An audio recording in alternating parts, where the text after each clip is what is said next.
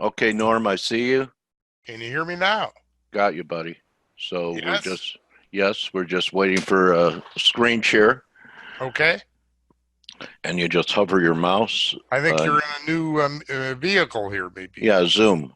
So Right. you just scroll your mouse. You'll see a green box that says share. Where do I find the green box? Should it be up now?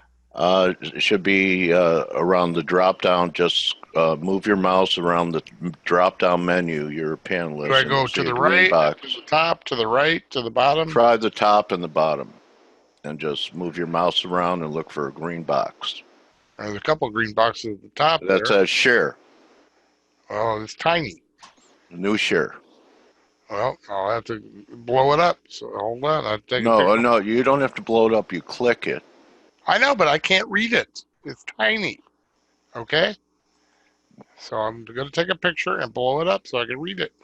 All you have to do is But click it. You don't have to read it. let's see. I don't see where it says. Oh, that's me. That's I don't know what that is. Okay. Nope. All right. If you can tell me exactly where the share button is, we can go. Maybe at the bottom here. I don't know. Let's see. Share questions. Oh, I think I found it at the bottom. Maybe. It looks like a green. Yeah, you crotchety old guy. Go It ahead looks and like a click green it. suitcase. There we go. Maybe. Yeah. Yes. Yeah, you don't start acting a little bit more polite, you'll end up in a suitcase. All All right. right, so there you go. All right. There you go. Now I got to find you. Where'd you go? You don't have to find me. Just pick the screen you want to share. All right. I'm going to put my notes up then. All right. There they are. Can you see my notes? Yeah. Okay. Good morning, Dale. Yeah. Good morning. Okay. Did you want to introduce me or should I introduce myself? Go ahead.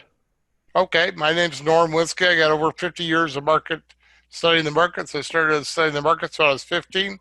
I was investing successfully investing in college, made enough money in the 70s there during college I stumbled on the opportunity to buy a membership on the Chicago Board Options Exchange and became a right out of college there. I was landed in Chicago in the spring of 1975, and I was a market maker on the floor there at age 24, and I did that for 12 years.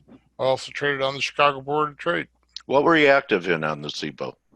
I landed. It was. Walked on the floor. One of the posts that was near the exit was 3M, and my dad once said he liked 3M, so I thought, okay, I'll land here. Okay. All right. And then later they added. We got control data. Later they added control data and we had a couple of dogs too. We had General Foods, and which is the products are still around, but the company. Did you do a lot of option writing? You take the other side of the trade? I was a market maker. I was taking the other in side between? of the customers' trades. So you're filling orders when you were down there? No, not filling orders. No, I was helping the brokers fill those orders by somebody's got to take the other side of the trade. You're a liquidity provider. I'm taking the risk. Okay. The risk. How did that tie in with your astro work? Well, I would lean buy or sell depending upon what I thought how the planets were pointing. Okay, well, I was looking at the sky last night, and it was a beautiful yellow full moon, and I was wondering what Norm Winsky was thinking into this full moon here. Important turning I'm going to points show you in the there? moon and what it does, so how it correlates to the markets. Okay, Moon Man. First, I'm going to give you so your folks there some general information that I've learned over my 50 years. First of all, don't forget about the news. He who trades the news will lose. This is some of the things I learned on the floor, Okay. He who trades the news will lose. Get rid of all your lagging indicators. That includes moving averages, oscillators. Those are all lagging indicators. You're going to be at least one step behind the market and everybody else if you're doing that stuff. I tell my students use naked bars. Naked bars, get rid of all the moving averages, all the oscillators, get rid of the candlesticks, all that. Just use simple trend Well, there's lines. more than one way to skin a cat, don't you think? Well, that's what I'm just telling you my approach. Okay. If you want to know what's going to happen in advance, this is you do it this way. If you want to be one step behind, do it the other way. That's how I see it. Okay. Well, you know what they say about opinions, right? I get rid of your opinions. I agree. They're Don't like, trade you on know what? don't trade your opinion. Trade on your objective indicators. No, everyone has one, an opinion. And it's like like our buddy Larry says, an opinion is like your armpit. Everybody has one, and it's Yeah, that's right. Okay. So, anyway. why don't you So we tell try us, to get some objective indicators. Mr. Gann, I was a student of Mr. Gann for many years. I've reduced Mr. Gann to the essence of what Gann was doing. He was an astrologer. He was using the planets to time the markets. He didn't tell people, a lot of people that. He kind of kept that under the radar because he was worried that they would take him away in the wagon. The funny farm. It was not politically acceptable back in his day. what do you consider to be the essence of GAN? Well, one of the most important principles of what I was about to say is that time is more important than price. Okay. Trade the time. Don't worry about the price, because when you get to if you get the right time, that time will give you the price. Okay. If you have the right time, you'll have the right price. Okay. You don't need to predict the price. All you got to do is predict the right time. So your work is based upon looking for time windows for reversals. Yeah, exactly. Okay. That's what I'm going to show you now. So here's my notes here. I would recommend if anybody can, this is going to be the essence of my talk here. So if you could take a screenshot of what I have on the screen now, that will help you as we go through this, okay? This is kind of the guide to what I'm going to do, okay? Okay. So I don't know how And long this is the yesterday's screenshot. We'll newspaper give at them 10 first, right? seconds or something, hopefully, and I'll take a picture of that, okay? Okay. 9, 8, 7, 6, 5, 4, 3, 2, 1. All right, we're launching now. All right, notice we have different events here. Now let me explain some of the phenomena I have on the screen here. Some of your folks may not be familiar with some of these things. We look at the planets and the moon from the point of view of the Earth. That's called geocentric, and from the point of view of the Sun, that's called heliocentric. And the first thing we're looking at here is Mercury turning direct. It's kind of become popular in pop culture to talk about Mercury going retrograde, and direct are opposite each other. It's due to the relative motion of the Earth to the other planets. Just like if you're driving in your car and you're doing 60, and you glance out your side window and somebody's passing you doing 70, you might get the impression that you're going backwards because it's all relative, just like Mr. Einstein said, okay? And that's important. So when that happens, there's a change in the relationship between those two bodies. And apparently, when that happens with the planets, the Earth passes a planet, Earth passes us, or a planet passes us, that causes a change in the energy field. And so, as you will see, this works very well at a high percentage of the time in forecasting a change in trend in the markets. When my little phrase is, when the planets change trend, the markets change trend. These are called when the planets stop to turn and go to either direct or retrograde. That's how they appear here on Earth. That's called a station point. Momentarily, they stop their motion and then reverse their direction. When that happens, it's like a little shock of energy through this solar system, and apparently that affects how people think about the markets. And we also have the moon. You will see the moon is very important, new moons, full moons, and so forth. On the night of the 31st, into the wee hours of August 1, we had both. We had both a new moon and Mercury turning direct. This is a very powerful combination. It doesn't happen very often, and this often brings important turns in the markets. For the stock market, for example, a cousin of that one, let's see, for example, August 18th, 19th of 2015, we had Mercury turning retrograde on a new moon within one day of a new moon, and that was a high day of the year. October the 11th, 2007. That was the high day of 2007, which led to the big meltdown, meltdown. So there we go. This is a very, very important combination there when you get a planet doing something important right on top of a new moon, full moon, that kind of thing. All right, next we have Venus perihelion. Perihelion, a lot of these terms come from either Latin or Greek. This happens to be Greek. Dale, maybe you know a little Greek. Remember that guy used to live just down the street? Okay. And that's a little joke there, Dale. All right, para is close. Helion is from the Greek for sun. That means when the Venus, as it goes around the sun in a 225-day cycle, is closest to the sun. By the way, 225 is 617 of the Earth's orbit of 365 and a quarter. That's kind of close to a number that you might be familiar with. It's called 618, right? That's all built into the solar system there, it's all Fibonacci's all through nature. There we go. Greatest Mercury, greatest elongation. Now, anytime we have an extreme in the planetary cycles, this has to do with the relationship between Mercury, Earth, and Sun, and it got to extreme here on that night, the night of the ninth. And then we have Helio from the point of view of the Sun. Mars entered Virgo. That was a huge weekend, the ninth weekend, and we had a big cluster of huge stuff.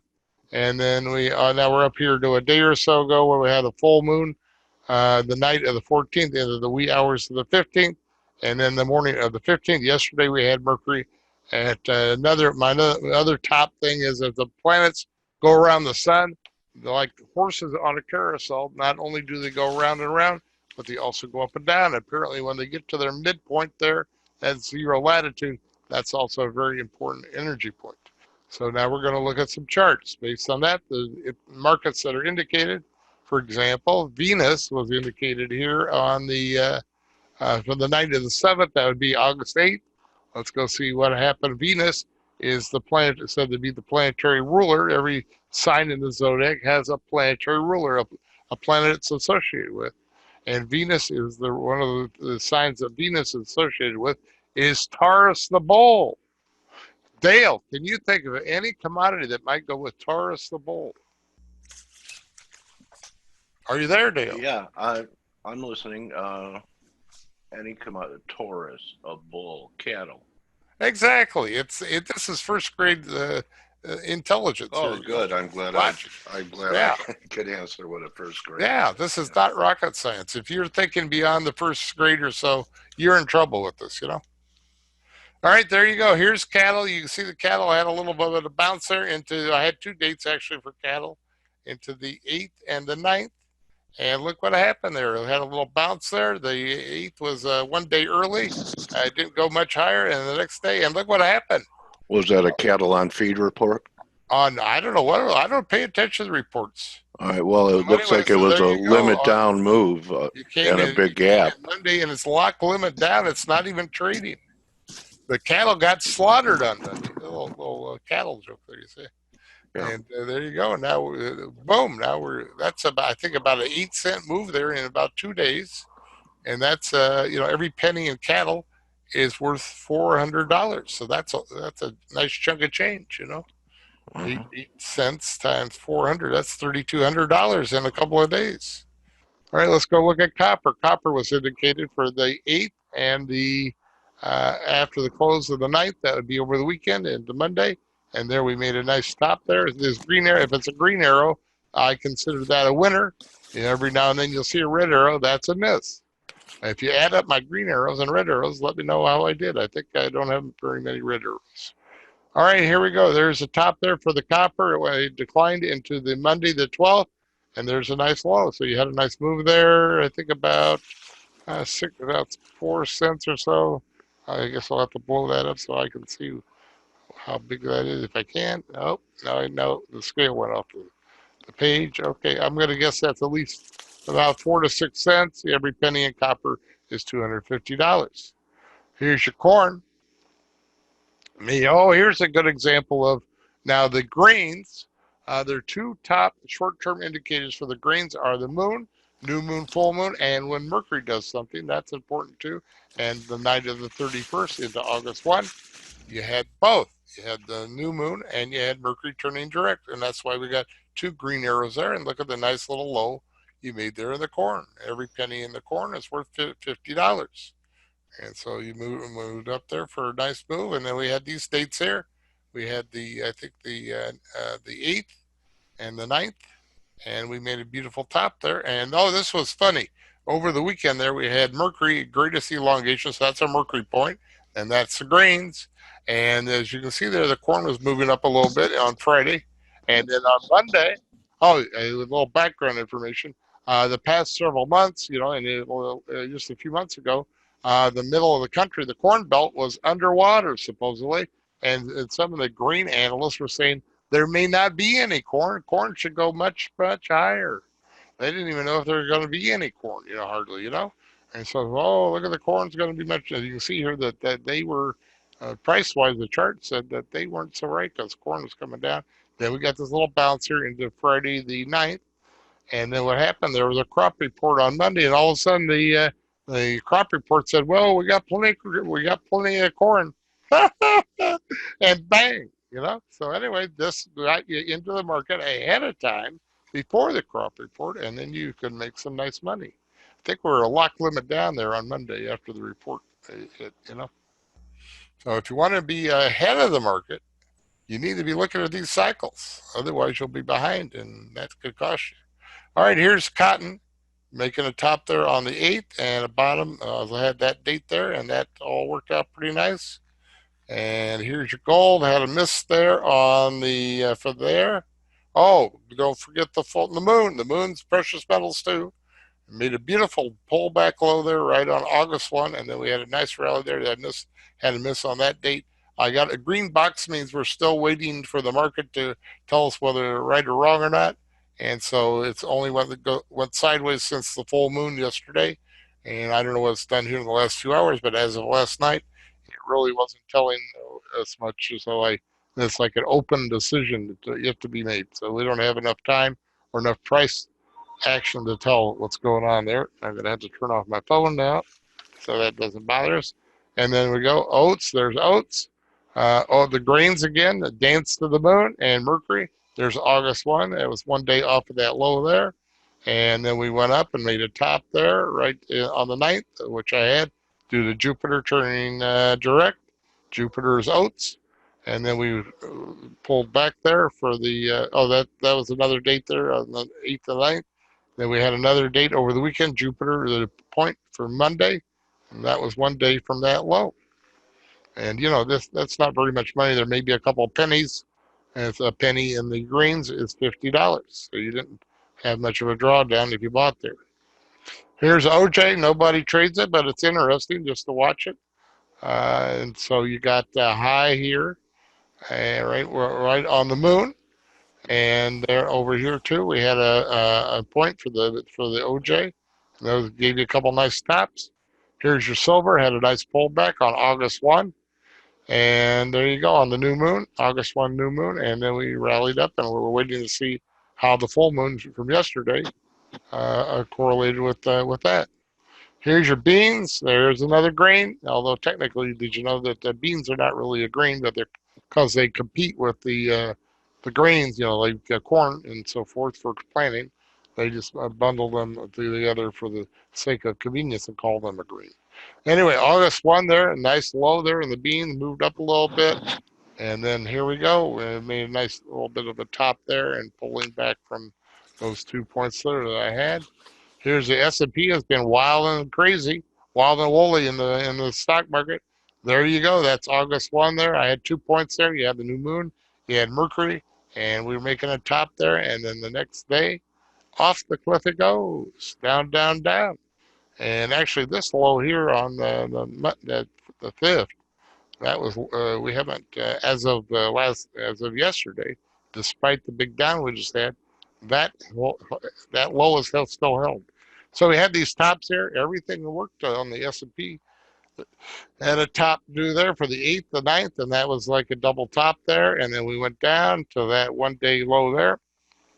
We had another date there, and then we popped up, and then we had the big down here into the full moon. Yesterday might have been a low. I have to see how. Oh yeah, well the futures overnight were up pretty good, up to over 20. I think I had 20 handles there on the S&P. So far that's working out pretty well. Told my people to look for on my nightly update, as you know, Dale, looking for a low yesterday. Here's sugar. Only had one date for the sugar as a Venus point. The Venus is with sugar, and one day late, but only a few tiny bit from the low price wise. So you easily could have got in there and bought the next day, and you were close in price and time. for the turn. Here's the bonds. Oh, look, I got a red arrow there. I missed. Bonds were crawling higher, and then boom, and they kind of broke out on that bar there. So if you use a breakout, then you'd be okay. But I just for to keep it simple, I've marked myself with a red arrow there. But we had a beautiful top here yesterday, so far anyway, right there on the moon. Right, so it's a green arrow there. Here's the wheat. Same thing as the other grains. You made a beautiful bottom there with the moon and Mercury right on August 1. It rallies up, and then you're looking for a top there on the 8th of the ninth, and boom. And it drops out, falls out of bed, and then you had a chance to make some money. Yeah, okay, so now we're going to look at the, I have saved the fade for last there, Dale. I got several currencies on the rest of this page. Let's see if the currencies dance to the moon, okay? So here's the British pound, and by the way, that means if the currencies are dancing to the moon, forget about looking at central banks or interest rates and all those fundamentals, because it doesn't matter. They're all going up and down with the moon.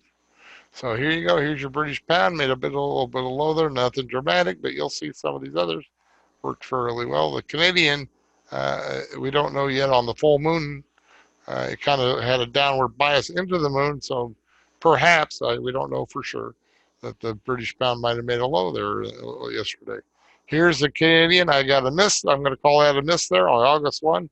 It just ignored that, and so we kind of struck out on the old Canadian, but we made up for it on the euro. Look at the euro there. Bang, a spike low there right on August 1. So you might want to be paying attention to this stuff. It's pretty good.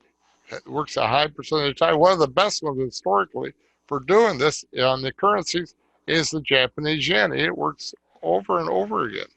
Look at that. Look at that spike low there right on August 1. And then boom, rocket top. Up we go. Talking about finding a great trade. Wow. Here's the Swiss franc, making a low on August 1. New moon, Mercury doing its thing. There you go. Here's your US dollar, made the high of the month so far, right on August 1. So there you go, right on the moon.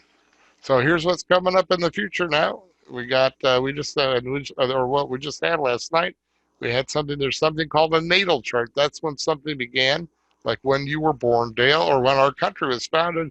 We take a snapshot of where the planets and everything were at that moment, and then we look at the cycles now and see if there's any harmonic points, cycles in relation to those points. Last night we had Saturn at 90 degrees to where Saturn was on July the 4th, 1776. So that might have been something important.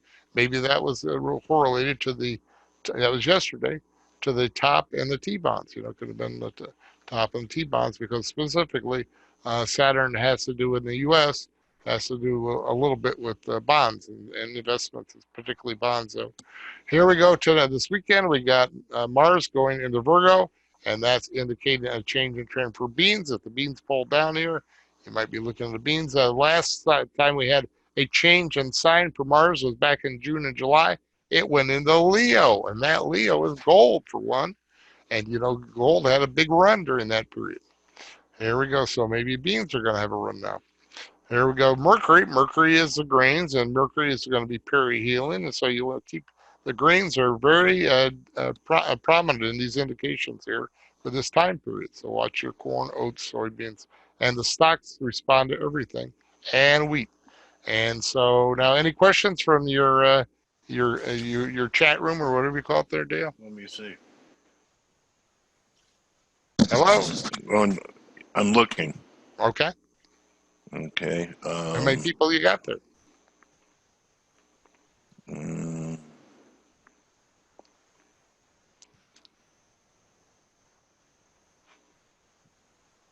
No questions.